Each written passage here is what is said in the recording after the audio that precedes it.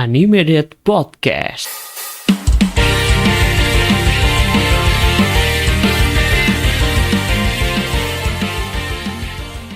Animated Podcast, stay on date. Hola, Tomodachi.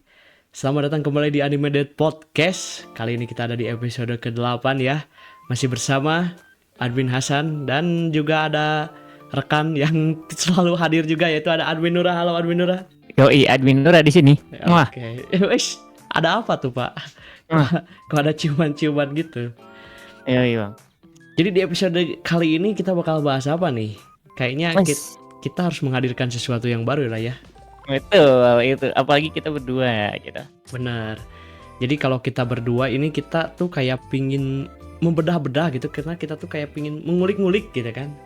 Ngulik-ngulik sebuah karakter sepertinya apa ya? Nah, betul. Kita coba mengulik-ngulik aja sebuah karakter kali ya. Iya, kayaknya seru sih. Soalnya kan Seru banget. Rekomendasi udah sering lah ya di akun-akun lain juga, terus pick list gitu. Sudah bosen. Mari kita Itu udah biasa lah ya. mari kita hadirkan sesuatu yang baru lah ya. Betul. Something fresh. Yes, kita bakal menghadirkan sesuatu yang baru yang kita bakal namain, nama segmennya yaitu Philosophy dari kata filosofi. Wih, gila. Ini nggak tahu ini kayak tiba-tiba Philosophy kayak wow, apa nih? Intinya mah ya kita di segmen Philosophy ini kita bakal membedah karakter anime.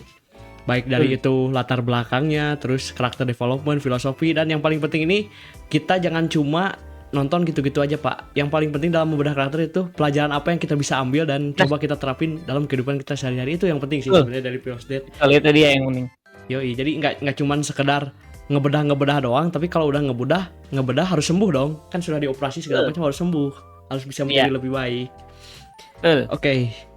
Ini di episode perdana di Philosophy ini saya dengar, saya baca ini ada request, Pak, katanya. Apa tuh requestnya, Pak? Ada request dari pendengar katanya. Coba jarang nih ada request. Coba Bapak kasih tahu dong, requestnya katanya apa nih? Sebenarnya kita cek dulu ya. Kita cek dulu di grup habis meeting, guys. Kita cek, Pak. Kayaknya ada request dari pendengar kita nih. Iya. Request episode 8 bahas anime yang menentang Tuhan, Buset. Berat. Katanya sih biar disomasi ya. Ngeri betul. Jadi requestnya adalah katanya bahas anime yang menentang Tuhan ya. Gila. Oke, kita gasin. Kita bakal bahas. Iya, kita gasin lah. Anime. Bahas karakter yang menentang Tuhan gitu. Ini sih kalau di spill ya, kalau boleh di spill ini bukan menentang Tuhan lagi, Pak. Ini mengakui dirinya adalah Tuhan atau dewa sih. Gila. Buset. Dan ini betul. Jadi tanpa basa-basi, di episode perdana Philosophy ini kita bakal membedah karakter yang fenomenal pada masanya, yaitu dari anime Death Note, yaitu Light Yagami. Dimana dia di animenya tuh merasa bahwa dirinya adalah Tuhan, bukan menentang lagi, tapi sudah merasa dirinya adalah Tuhan. Itu dia. Sebelum kita masuk lebih dalam lah ya ke si karakter Light Yagami, kita harus jelasin dulu nih si anime Death Note nih tentang apa sih? Ya mungkin orang-orang juga udah pada tahu, tapi ya sedikit lah ya, kita flashback sedikit. Ya boleh. Supaya ada gambaran nih animenya itu tentang apa. Jadi Death Note itu genrenya tuh psikologikal, thriller lah ya, kurang lebih. Ya, yang dimana bisa dibilang gitu loh. Yang dimana nyeritain seorang siswa SMA. Siswa SMA terpintar di Jepang kalau diceritanya tuh, bernama Light Yagami, yang tanpa sengaja dia tuh tiba-tiba menemukan sebuah buku yang bernama Death Note, yang tanpa disangka-sangka kalau kita menuliskan nama seseorang di buku itu tuh si orang yang tersebut tuh bakal meninggal. Nah, dengan buku ini tuh dengan buku ini tuh Light Yagami tuh kayak merasa kekuasaan ada di tangan dia, sehingga dia mulai membangun dunianya sendiri dengan moral dia sendiri, yang dimana ya itu tadi dia mengakui dirinya sebagai Tuhan. Dan kedepannya di ceritanya tuh bakal benar-benar ngeliatin bagaimana moral dari si Light Yagami ini bermain lah. Dan di situ ada karakter yang fenomenal juga, yaitu ada L ya, dimana animenya tuh hampir setengah cerita menceritakan pertarungan kepintaran antara Light Yagami dan L. Cuma yang akan kita fokuskan di sini adalah Light Yagami, karena tadi requestnya menentang Tuhan ya. Inilah kita hadirkan langsung, kita penuhi requestnya, yaitu Light Yagami ini bukan menentang Tuhan lagi tapi mengakui dirinya sebagai Tuhan. Oke, langsung saja kita bahas lah ya. Wah, gas lah lega. Oke, kita bedah dulu ini. Oke, kita ambil dulu pisau bedahnya. Oke, kita pelan-pelan bedah. Oke, kita mulai dari latar belakangnya dulu ya. Boleh. Kita mulai dari latar belakang. Jadi kalau kita nonton ya di animenya maupun baca di manganya itu sebenarnya Light Yagami itu kayak siswa SMA biasa nggak sih? Pintar, dia tuh jenius, tapi maksudnya kayak nggak ada hal-hal yang gelap gitu karena dia privilege Pak. Iya. Sebenarnya anak privilege nggak punya masalah lalu yang terlalu berat nggak sih kalau admin Nura lihat ya nggak sih? Iya betul ya, tapi kalau apa ya, Orang-orang pintar aja. dengan- Pintar privilege. ya pintar privilege tanpa ada background apapun yang apa ya, bisa bilang background juga kayaknya Iya. nggak terlalu ini banget sih. Iya, jadi backgroundnya tuh kan dia anak polisi elit, Iya. terus dia tumbuh di lingkungan yang apa ya, bisa dibilang disiplin lah ya sama bapaknya, terus Betul. punya aturan-aturan yang ketat lah ya di rumahnya, terus Betul. sejak kecil juga dia udah dikenal sebagai orang yang pintar. Nah, itu cuma dia. entah kenapa mungkin karena saking pintarnya mungkin ya, kalau yang gua tangkep di animenya tuh kayak dia tuh karena pintar, terus jadi kayak dia tuh mikirnya terlalu jauh gitu, kayak melihat wah ini dunia nggak bener nih, kayak terlalu banyak korupsi di sini nih. Mungkin ditambah ini sih, lebih ke arah pintar ditambah dengan ideologi dan idealisnya dia sih yang jadi Iya. kayak ngebuat kayak gitu kan. Iya, nah Sebenarnya. itu tuh yang bikin jadi pertanyaan tuh muncul dari mana gitu, kenapa dia bisa Nah. sampai sebegitunya? Gitu dia. Karena dia tuh mulai berubah, karena kan awalnya ya udahlah siswa pintar, ya jenius, nggak terlalu banyak teman juga karena saking jeniusnya kali ya, jadi malas bergaul juga. Dan ya perubahan drastisnya adalah ketika sedang sekolah tanpa sengaja, karena memang beruntung atau gimana, itu buku Death Note jatuh di hadapannya dia. Itulah ketika Ya. momen-momen apa ya, perubahan dia dari siswa SMA jenius biasa menjadi siswa SMA jenius yang wadidaw gitu kan. Wadidaw. Tadi sih jatuhnya jujur Sadis. aja meskipun dia nggak ini ya. Iya. I mean kayak dia nggak ngebunuh orang secara langsung, tapi kan dia nulis buku cuman kayak tak kenapa langsung tersirat pikiran kayak wah anjing ini orang sadis. Iya benar. Jadi secara latar belakang tuh sebenarnya kan kalau di anime-anime biasanya orang-orang yang jahat, atau misalnya contoh lah ya, kalau kita perbandingkan dengan karakter lain di anime lain, ada misalnya di anime Monster ada karakter namanya Johan kan. Kalau Johan tuh kan Ya. kenapa dia bisa sampai punya pemikiran atau ideologi seperti itu tuh kan dia masa lalunya benar-benar traumatis kan, banyak hal-hal kelam yang dilalui. Nah kalau Light Yagami ini tuh yang bikin bertanya-tanya, yang bikin menarik untuk dikulik juga, kenapa dia bisa punya pemikiran seperti itu padahal kayak masa lalunya tuh nggak terlalu kelam-kelam gimana amat gitu. Ya. Kurang lebih gitu ya. Terus sama sih. Iya, dia tuh cuma kayak ngelihat wah ini dunia penuh korupsi sih, kayaknya harus ada dunia yang baru nih kayaknya.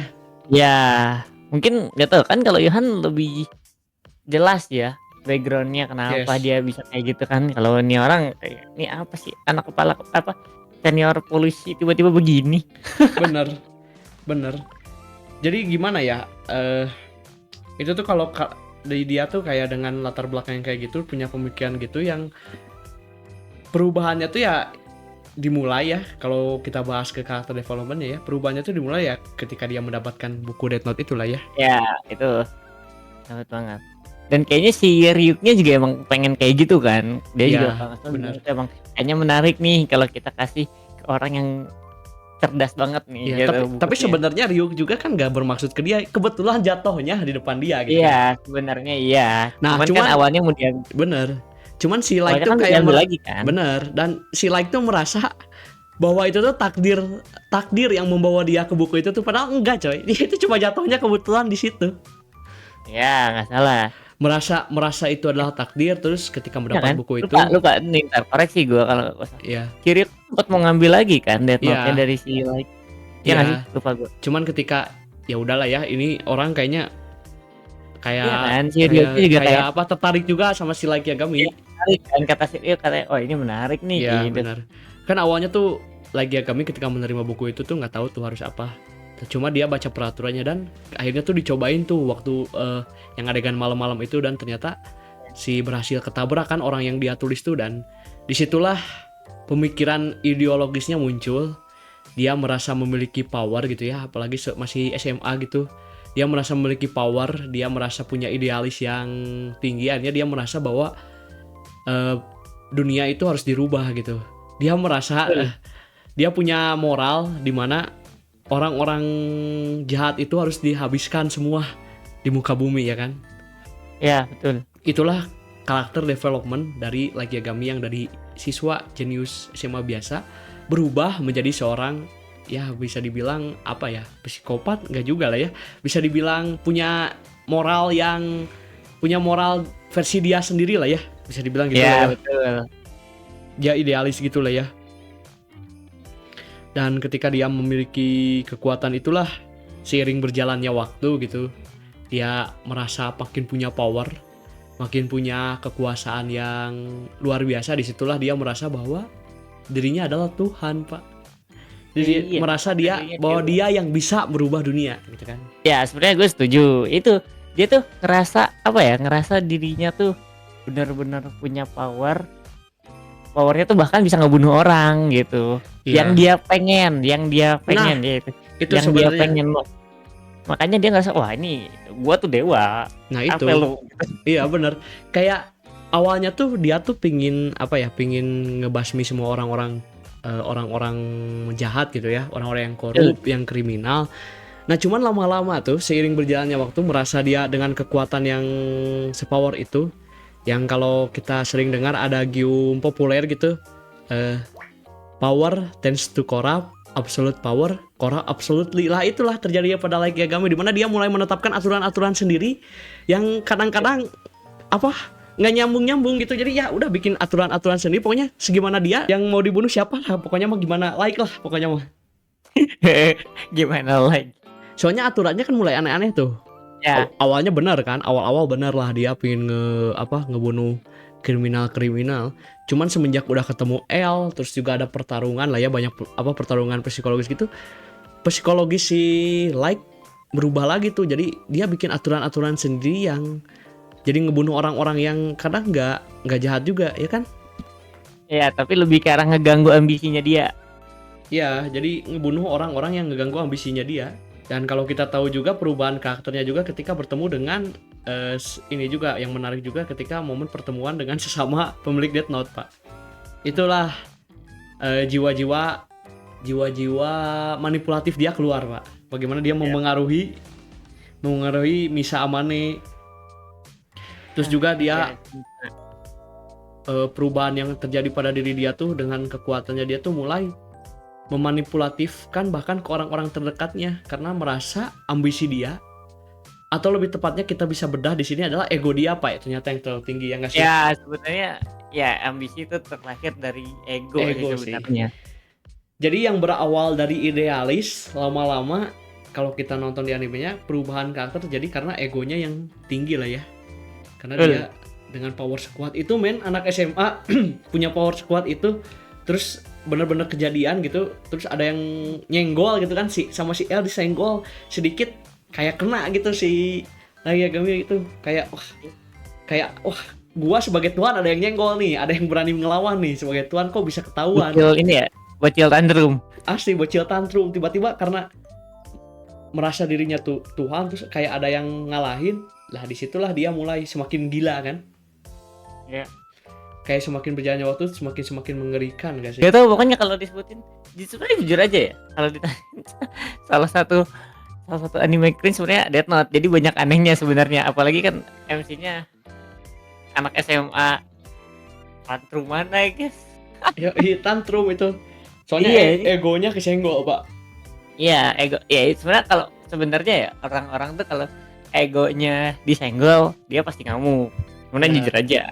Ego tuh pasti ya, ego disenggol pasti ngamuk lah. Cuman kayak ini orang juga ngapain gitu sih anjir. Enggak, soalnya karena awalnya tuh yang bikin kenapa kita greget nontonnya tuh, dia tuh awalnya tuh bener-bener idealis, tapi ketika egonya disenggol, idealisnya runtuh sendiri, coy. Gak salah. Iya. Ya kan? Ya sebenarnya iya. Bener. Betul. Dan moral yang dia buat sendiri juga dijatuhin sama dia sendiri. Dia yang bingung sendiri sama moral dia. Sama yang dia anggap baik tuh, ya itu kan keadilan versi dia tuh kan ngebunuh semua orang jahat, tapi kenapa keadilan dia dihianati oleh diri dia sendiri dengan membunuh orang-orang yang nggak bersalah, yang Iya. yang dia lakukan dengan rasionalisasi dia. Jadi dia ngerasa ini tuh bener lah, kayak ngerasa dia tuh punya pikiran nggak apa-apa mengorbankan 1-2 orang demi demi keselamatan banyak orang. Gila. Iya sih sebenarnya. Kayak kata ya ini dari pandangan gue kayaknya dari awalnya yang pengen jadi pahlawan malah jadi penjahat. Bener karena ego dia, dan dia dengan kepintarannya malah memanfaatkan kayak mencari pembenaran lah kalau istilahnya mah. Jadi apa ya, kayak yang kita lakuin teh menurut kita benar. Betul. Jadi kita tanpa memikirkan orang lain gitu, dan gak mau anti kritik juga lagi kan orang. Waduh, Anti kritik. Yoi, anti kritik. bener. Anti kritik dan ngerasa paling benar gitu. Aduh, anti kritik. Aduh, kayak nggak jadi. Nah, jadi jangan. Jangan tar beneran disomasi bahaya. Bener. Anti kritik, terus itulah ya, apa ya, dia tuh mencari rasionalisasi ketika dia harus membunuh orang-orang yang sebenarnya nggak bersalah. Ya, Itu yang jeleknya lah ya. ya kayak dia tuh nganggap ya yang tadi sih, sacrifice beberapa lah nggak apa-apa gitu. Iya, demi menyelamatkan banyak orang. Iya, betul. Gimana ya? Iya. Itu tuh mental yang harus kita lawan gak sih? Kalau sekarang tuh kayak kita tuh merasa benar sendiri gitu, merasa benar Ya, betul. di bubble-nya sendiri. Ini Pak, ini bahaya TikTok Pak kalau kita sangkutin ke pembelajaran ya. Ini bahaya TikTok, bahaya Reels, yang dimana pola pikir kita itu ditentukan dengan bubble kita. Jadi ya itu sesuai FYP kita. Jadi yang kita cari itu yang pingin kita tahu aja.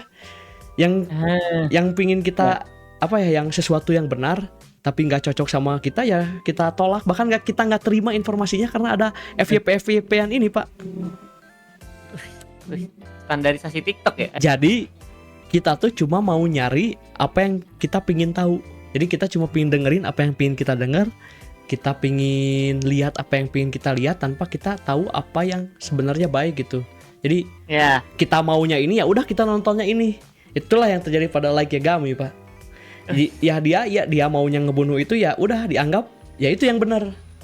Padahal kan ada kebenaran tuh nggak bukan cuma dari diri kita sendiri gitu kan, kita harus melihat ke orang lain juga. Itulah yang terjadi sekarang di fenomena media sosial kita saat ini Pak. Ini yang kalau kita terapin ke sehari-hari, ini pembelajarannya lah ya, salah satu pembelajarannya ya. Kita lanjut lagi nih. Lanjut guys, apa lagi nih kita masuk lagi? Ini filosofinya sih Pak, si Like Yagami ini, dimana dia tuh. Ini aku mengambil referensi ya, soalnya nggak kalau tanpa referensi jadi kurang lah pembicaraannya. Ini referensinya dari video Ardianzi di YouTube.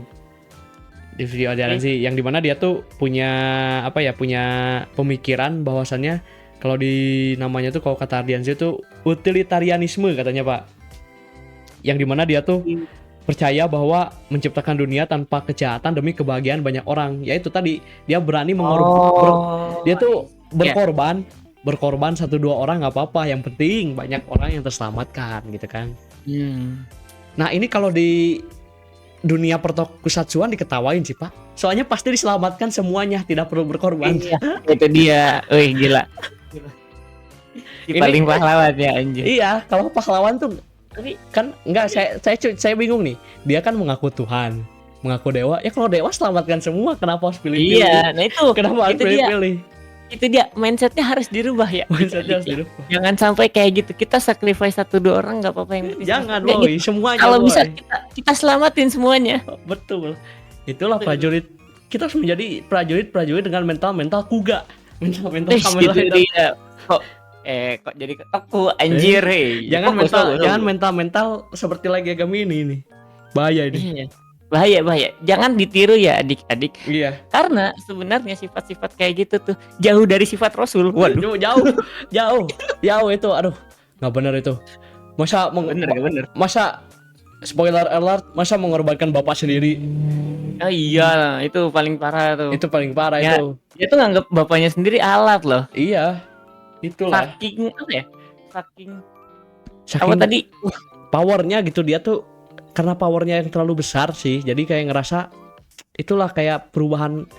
Gimana sih kalau ibaratin gini ya Pak ya, ini ada orang miskin misalnya ya, contoh ada orang miskin, terus suatu ketika dia tuh berhasil dapat jabatan, terus ketika dapat jabatan tuh dia kemana-mana enak, bahkan semua disiapin, nggak perlu ngantri selama bertahun-tahun dengan segala keenakan. Itu gimana nggak berubah Pak orang Pak? Betul. Ini analogi kan? Ini analogi kan? Analogi. Iya. Cuman kayak analoginya tuh analogi. terinspirasi dari seseorang gitu kan. Oh iya. Intinya analogi kan? Intinya analogi. Gimana Ya gitu? udah intinya analogi. Selama bertahun-tahun gitu memegang jabatan, wah kayaknya pasti berubah nggak sih orang yang awalnya sederhana, awalnya baik, ya itulah like. Yang awalnya ya dia kan nggak punya power ya awalnya. Cuman ketika dapat power, apa yang dia inginkan bisa tercapai gitu, egonya dia bisa dilaksanakan, ya itulah yang terjadi gitu kan. Jadi ketika ego kesenggol sedikit, UU ITE langsung. Waduh. Kok UU ITE? Ini masih analogi. Analogi. Anjir, ini beneran disamasin nih kita kalau beneran kayak gini anjir. Itu yang request ini loh. Ini sesuai request Anda ya. Anda iya tahu, cuman kita mau menerima request aja Pak. Kita menerima request aja Pak. Oke lah, daripada disomasi ya. Pada intinya mah gitulah ya. Pada intinya. Ya intinya gitulah ya. Sudah tegak kita bedah tuh. Intinya dia punya moralitas sendiri lah ya, like agama itu. Ya intinya itu, dan sebenarnya apa ya, sifat-sifat yang harus dijauhi lah. Sifat-sifat yang dijauhi. Makanya sekarang kita bahas pembelajarannya nih. Nah ini baru. Ini poin utama Pilos Date. Coba dari siapa dulu? Pembelajaran boleh nih, kayak pembelajaran. Dari gue dulu. Oke, pembelajaran pertama. Oke. Nih, lo jadi orang pintar. Jangan dulu deh. Kita kalau jadi orang pintar, please, simple aja. Kita harus tahu mana yang benar, mana yang salah. Nah itu. Simpel itu sebenarnya. Itu. Karena gini. Orang pintar belum tentu mengerti. Yes. Ya kan, contohnya lagi Agami, dia pintar tapi nggak ngerti. Yes. Tapi orang mengerti harusnya lebih pintar. Nah itu dia Pak. Ya kan. Jadi kita tuh kalau bisa jangan pintar doang, tapi harus ngerti. Kayak jangan sampai kayak ya kita pintar nih karena kita pintar dan kita punya power, kayak wah anjing gue punya idealisnya sendiri nih. Bisa, tapi emang rata-rata orang pintar tuh kayak gitu ya, punya idealismenya masing-masing. Jujur gue juga punya idealisnya masing-masing, tapi gue nggak pintar. Udah gitu aja.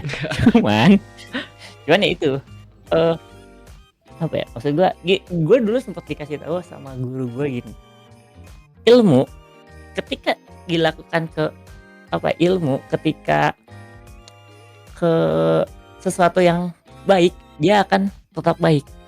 Tapi ilmu baik ketika dilakukan di jahat tetap jahat. Contohnya ilmu copet kalau kita dilakuin di copet ya pasti jahat. Yes. Tapi kalau ilmu copet kita pakai ke yang lain gitu, misalkan yang lebih bermanfaat gitu. Misalkan ilmu copet itu berarti mengambil sesuatu tanpa diketahui ya. Iya. Kayak intinya kayak ilmu copet tuh dipakai mencontek lah gitu, tapi tanpa ketahuan teman gitu, misalnya pura nyontek, ya ujung-ujungnya tidak baik Pak, gitu kan? Iya, sebenarnya lebih ke arah ya kayak tadi ilmu copet kan, sebenarnya kalau nyopetnya kan ini ya, maksudnya kita ngecopetnya kan salah kan, tapi ilmunya salah enggak. Ilmunya kalau kita pakai ke yang baik bisa jadi baik gitu, maksudnya gitu loh. Kita harus punya ilmu dan mengetahui mana yang baik dan buruk. Jangan seperti lagi Agami yang kayak dia pinter, idealisnya ada, tapi nggak ngerti gitu. Oke. Nggak ngertinya tuh apa ya, banyak lah ya. Ntar dibahas lagi. Oke, dari gue itu dulu. Pintar tapi kita harus mengerti, pertama itu. Oke. Ini referensi lagi nih kalau gue nih. Apa nih? Oke, kita dari Dr. Farudin Faiz nih referensinya. Katanya kalau orang pintar itu pasti baik. Jadi ketika orang tidak baik berarti dia belum pintar. Berarti bisa kita simpulkan lagi Agami belum pintar Pak.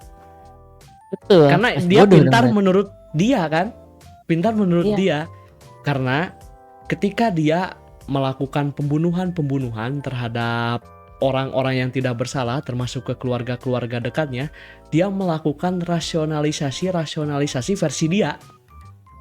Yang awalnya dia pingin ngebunuh orang-orang jahat, cuman berubah ketika ada orang-orang yang mengganggu ego dia, di mana dia buat aturan-aturan sendiri. Apakah itu artinya dia pintar? Ya, patut dipertanyakan. Ya, betul, betul. Dan kalau menurut Panji Pragiwaksono Waduh. ada dua hal, yaitu baik dan benar gitu kan. Kalau ya mungkin yang dilakukan Light Yagami benar, tapi apakah baik belum tentu. Tapi kalau orang sudah melakukan yang baik, berarti sudah pasti itu benar. Memang contohnya ketika Lanjut. nggak jadi, contohnya terlalu bahaya, nggak jadi analoginya. Oke. Nanti dia somasi beneran kalau pakai analoginya. Aduh, gue juga sebenarnya mau ngeluarin lagi. Iya, aduh, ini juga mau ngeluarin gitu greget. Ini analogi yang baik dan benar kayak itu Light Yagami itu benar kan, yang dilakuin Light Yagami itu benar kan, dia tuh ngebunuh orang-orang. Iya, sebenarnya gini jatuhnya, dia tuh apa ya, kayak tujuannya baik, maksudnya karena pengen ngancurin yang jahat lah, maksudnya kayak mencoba tidak ada yang jahat gitulah kan. Iya. Di dunianya. Cuman kan prakteknya salah. Prakteknya salah. Kayak gitu. Benar. Jadi apa yang dilakukan Light Yagami benar? Yes, benar.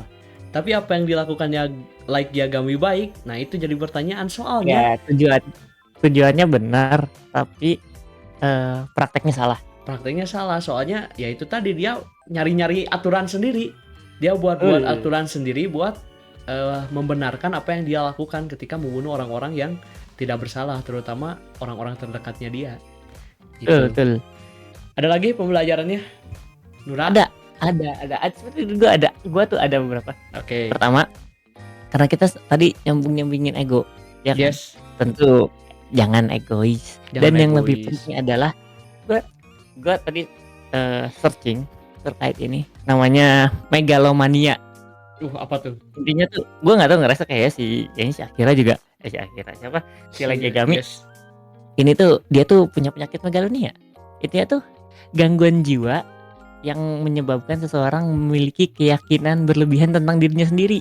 Yes, terlalu, ya itulah, karena dengan kekuatannya dia merasa dirinya dialah pusat dari segala dunia. Ya.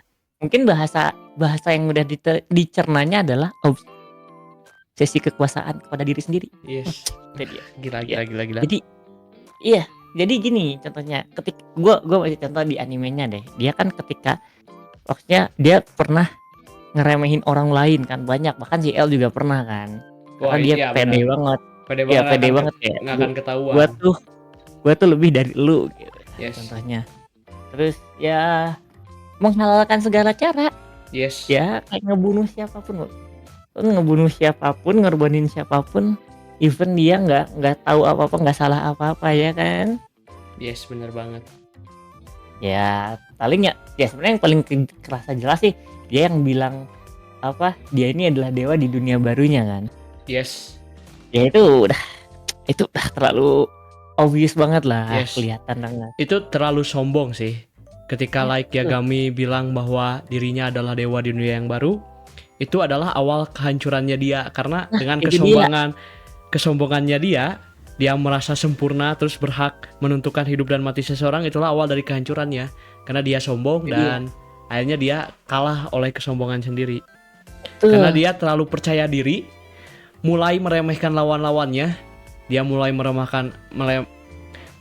meremehkan L, dan juga dia mulai meremehkan N kan di akhir-akhir. Itulah demi kehancuran dia. Kekuatan. Yes. Demi kekuatan dan kekuasaan dia rela mengorbankan apapun. Wah, kok kayak relate. Iya, gila. Waduh, Dia berani mengorbankan. Nggak jadi coy. Aduh, terlalu greget, gila. Jadi bisa itu bahaya banget ya, sumpah. Bahaya banget. Ini beneran somasi coy. Gara-gara yang ngomong biar disomasi ya. Beneran somasi. Ini lama-lama bahaya nih San kalau bahas ini. Aduh, ini sebenarnya banyak yang pengen dikeluarkan tapi tertahan ya. Iya, banyak banget. Yoi. Nah, gila ini sebenarnya kalau ini tuh kita tuh berusaha menganalogikan supaya jelas gitu, clear. Iya, supaya clear. Yes, biar kayak relate ke dunia nyata. Biar lihat ke dunia Yagaminya. Maksudnya kita nggak berusaha menganalogi. Yes, bagaimana Supaya kalau pikiran-pikiran like Yagami itu ada di dunia nyata gitu loh. ya Cuman kayak gitulah maksudnya. Contohnya Kurang tuh gitu, menyerang rezim terus gitu. waduh. Enggak. Menyerang rezimnya negara Death Note. Oh iya. Jadi aduh kayak Rezimnya ini ya, rezimnya like Yagami ya. rezimnya nggak jadi ah. Kan ada aduh nggak jadilah. Anjir. Dah. Aduh. Oke kan ini masih banyak yang tertahan ya. Coba Ya. kalian yang dengerin episode ini tulis di kolom komentar menurut kalian nih filosofi dan pelajaran apa yang bisa dikulik dari seorang like Yagami ya. Dan apa saja yang harus dijauhi dari seorang like Yagami ya. Supaya ini kita banyak yang tertahan ini sebenarnya di episode kali ini. Jadi Banget. kalian lah yang coba dipaparkan di kolom komentar. Boleh itu di komentar Instagram, di YouTube dan Spotify ya. Jadi menurut kalian nih like Yagami ini itu adalah pahlawan atau dia tuh sebenarnya penjahat yang terselubung dengan topeng moralitasnya dia. Ya, coba di kolom komentar nih. Menurut kalian like Yagami itu pahlawan atau justru penjahat yang terselubung dalam topeng keadilan? Oke, silakan di komen ya, itu pertanyaannya ya. Betul. Jangan lupa ya, komennya bisa di Instagram kita di Animeded, lalu di Spotify di Animeded Podcast, bisa juga di komen di YouTube-nya yaitu di Animeded Indonesia. Oke. Mungkin demikian aja episode kali ini ya. Mohon maaf, banyak sekali yang harus tertahan, banyak sekali yang tidak bisa terjelaskan dengan baik ya. Jadi kita serahkan saja kepada kalian buat berdiskusi tentang like Yagami ini. Mari kita bedah bareng-bareng lah ya. Oh iya, kalau kalian punya referensi karakter yang mau dibedah untuk episode selanjutnya, silahkan di komen-komen ya. Iya kayak ini kita harus dapat requestan. Kalian nge-request apapun kita bisa Yo, kok. nih lihat ya, ini katanya request biar disomasi nih kita ladenin meskipun agak-agak Iya kita tertahan. ladenin terus. Ya sudah lah. Ya, oke. Sampai berjumpa di episode selanjutnya.